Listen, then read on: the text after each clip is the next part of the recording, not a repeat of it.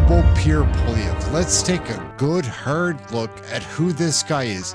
The polls say people like him in Canada, it seems, that he's going to be the next prime minister with a majority government. Imagine. That'll be interesting when it happens. Let's take a good hard look at Pierre Poilievre. Let's examine him. That he's more well-read, that he's better at actually wielding power than Donald Trump is. He's divided the country on this just like every other issue. The reality is there is a genocide being carried out by Hamas. Mr. Speaker, last week we were proud to vote against more inflationary, bureaucratic spending that does nothing for working class Canadians other than to cause, if more government spending were to solve the problems, we wouldn't have 2 million people lined up at food banks and 9 out of 10 young people unable to afford a home.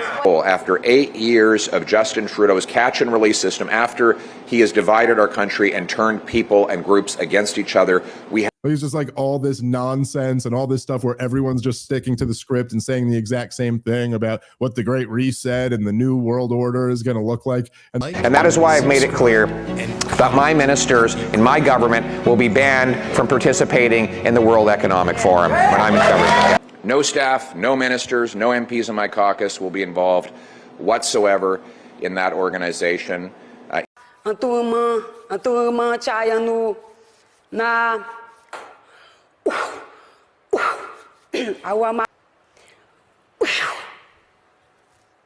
is a group of high-flying, high-tax, high-carbon hypocrites who all got on their private jets to fly off to a remote ski village where they talked about how working-class people should not be allowed to heat their homes or drive their pickup trucks. That is the reality. And until your Liberal MP leaves the Liberal caucus and withdraws his support from Justin Trudeau, he is supporting Trudeau's ban on your hunting rifles. The Liberal government will always be there to support farmers. As this Prime Minister raises taxes on food, brings back malnutrition, brings in record-smashing food bank use, the best he can come up with is a bunch of scripted talking points from junior staffers in the PMO. That is outrageous. In this House, the opposition has the occasion to respond to the actions of and hold the government accountable for its actions on behalf of Canadians. That happens at 2:15 every single Monday, Tuesday, Wednesday, and Thursday. That is not a may, that is not a possible, that is a shall. There is nothing in the clause that creates question period in the standing orders that allows the Speaker to arbitrarily change the time in order to give a speech. I will note that the Speaker has a plethora of occasions to stand on his feet and make any point he wants or any declaration he likes. He does not need to do it in the middle of the sacred period during which we hold the government to account. Now, I see, no, if I'm Mr. Speaker, if I may, this is the first time in all of my years here that I have seen a speaker interrupt question period to make a speech. I've never seen it. I've never seen it. And I furthermore, the fact that you've risen to your feet in order to impose apparently a series of guidelines that are not approved by the Board of the Internal Economy or voted on by the House of Commons, and that you're doing it in violation of one of the existing rules that is already in place, suggests a very serious and unusual departure from the normal way in which Parliament exists. The government is here to serve Parliament, not the other way around. We ask that you allow us to proceed to the question period and you make your statement afterwards. Money, of course, is merely a technology by which we transport value over time and space. And without it, our species would have to consume in the present everything that it produces. Most species do. They have to eat what they kill right away, lest it be stolen or spoiled. Sure, squirrels can squirrel away a little bit, a good habit the government should learn from, but most species have to use. Thank you for your call. You have reached the media line.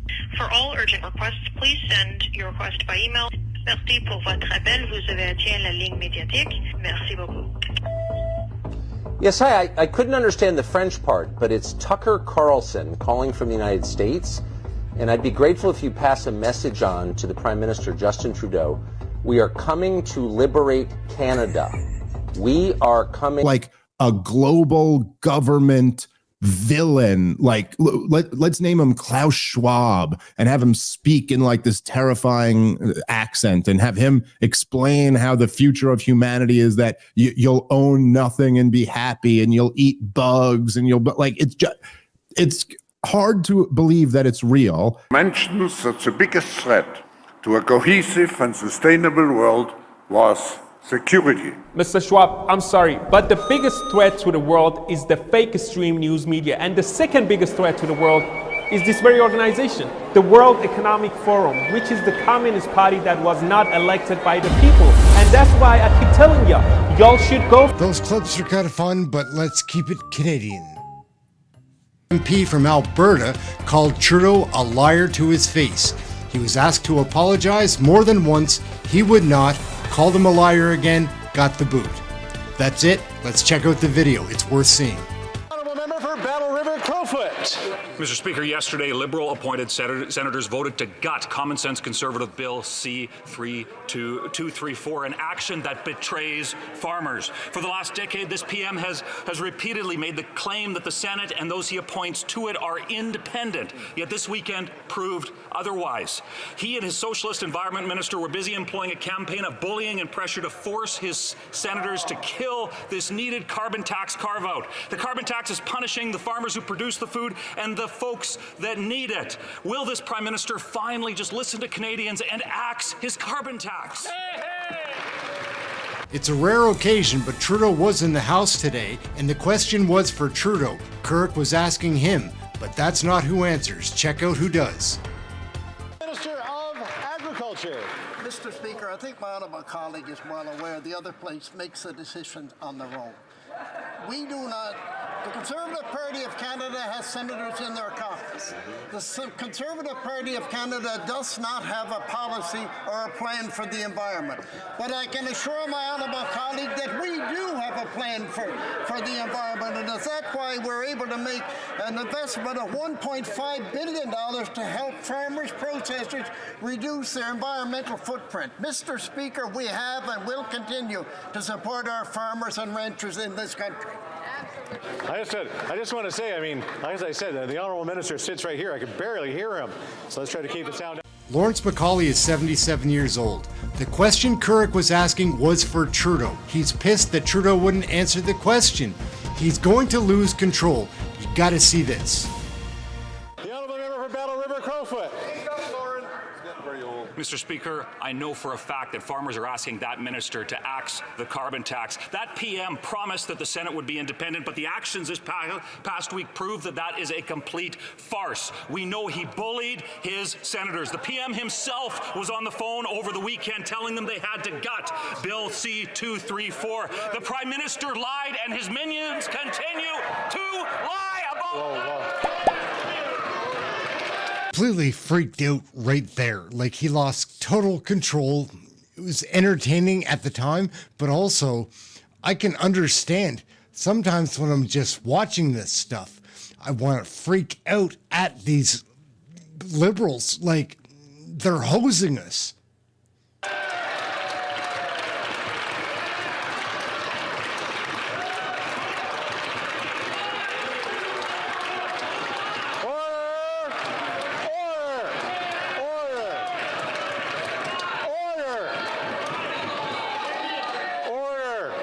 Greg Fergus is away, so substitute House Speaker Chris D'Entremont has a real situation on his hands to deal with. How do you think it's going to go?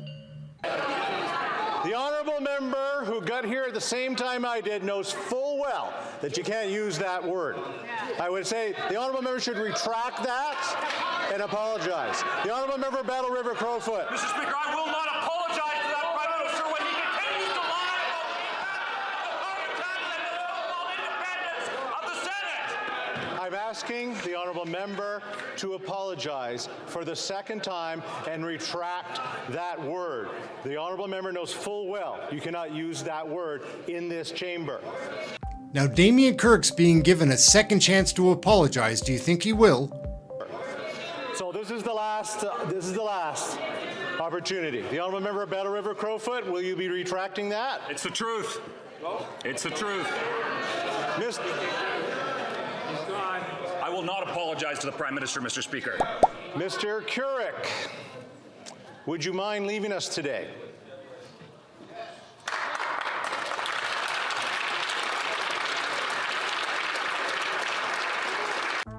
So I guess you can be dishonest in Parliament, just not honest. Like, it's a bad message to send. I like to think of myself as a good old Canadian boy, but this good old Canadian boy is having trouble trusting our Prime Minister. Just listen to him. Mr. Speaker, I think in this House it's important to look at the facts. And the facts are that when the Leader of the Opposition was the Minister responsible for employment insurance, premiums were 20% higher for workers than they are now. That's right, workers paid 20% more. That's why we're continuing to move forward to support workers. On the issue of the CPP, we promise to be there for workers as they become seniors to help them with their retirements, and that's exactly what we did. And in regards to pricing pollution, we promised it would no longer be free to pollute anywhere in this country, and it no longer is. That's what we're focused on. My name's Aaron. This is Question Period Canada. We've got a lot of questions about Canadian politics. We're trying to learn it all, and we are learning and sharing it with you. So like and subscribe. We'll be back with more videos. Thank you for watching this one. Try to stay warm, have something healthy to eat. Poilievre asks Trudeau a question. He doesn't even get up to answer it. Karina Gould does. The next question, Poilievre is pissed off. Get up and answer the question, he says. Speaker, we're against the carbon tax deal that they put before the House, That's right. And we're against quadrupling the carbon tax on Canadian farmers. That's right. The Prime Minister can neither defend his position, nor does he have the courage to just admit, as he did on home heating oil, that he was wrong. He plans to quadruple the tax on our farmers who feed our people, which will send millions more people to the food bank. So will he rise today and show the courage to admit he was wrong and back Conservative Bill C-234 to take the tax off our farmers so that our people can afford to eat? Get up and answer. Trudeau's a chicken, didn't get up again, sent in Karina Gould. What a disappointment. Canadian politics, we're having fun right here. Like and subscribe.